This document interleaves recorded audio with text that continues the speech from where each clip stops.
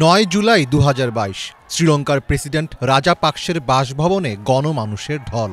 গণ অভ্যুত্থানের সেই চিত্র তোলপাড় তোলে পুরো বিশ্বে। সৃষ্ট জনরসের মুখে সেদিনই দেশ ছাড়তে বাধ্য হয় রাজাপাকসে পরিবার।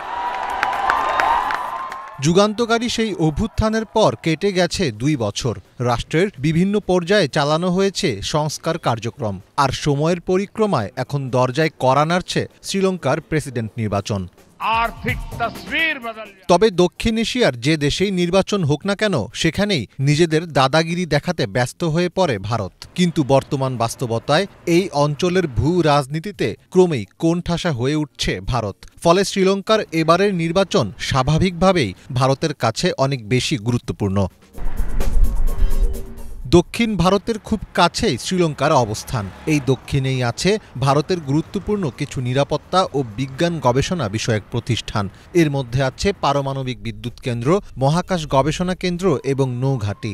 তাই ভারতের প্রাথমিক উদ্বেগের বিষয় হল সেখানে যেন কোনো বিদেশি শক্তি শ্রীলঙ্কার ওপর প্রভাব খাটাতে না পারে। এ কারণে প্রেসিডেন্ট নির্বাচনে সাজিদ প্রেমাদাসাকে ভারত সমর্থন দিচ্ছে বলে বলা হচ্ছে। জানা যায়, এই প্রেমাদাসার দল অতিমাত্রায় ভারতপন্থী। এমন তথ্য জানিয়েই সম্প্রতি একটি প্রতিবেদন প্রকাশ করে দ্য ডিপ্লোম্যাট পত্রিকা।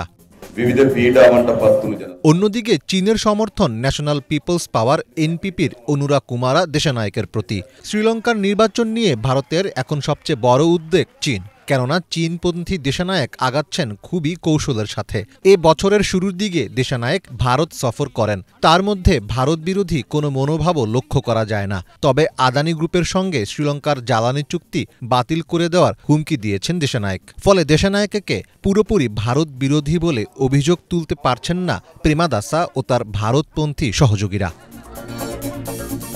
তবে শ্রীলঙ্কার নির্বাচনের হিসেব নিকেশ পুরোটাই বদলে দিতে পারে রাজাপাকসে পরিবার।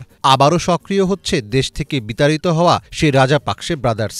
এরই মধ্যে গোতাবায়ের ভাই মাহিন্দা রাজাপাকসের ছেলে নামাল রাজাপাকসে আসন্ন প্রেসিডেন্ট নির্বাচনে প্রার্থী হয়েছেন। তবে সাধারণ জনগণ এখনও মনে করে রাজাপাকসে পরিবার আবার শ্রীলঙ্কার রাষ্ট্র ক্ষমতায় এলে অতীতের মতো দুর্ভোগ ফিরে আসতে পারে তাদের ভাগ্যে।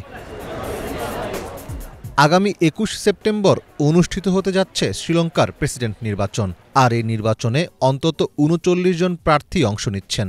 জনগণের প্রতিরোধ, রাজনৈতিক সংকট এবং জাতীয় স্বার্থের চাপে ভবিষ্যতে দেশটির রাজনৈতিক গতিপথ কী হবে সেটিই এখন দেখার বিষয়।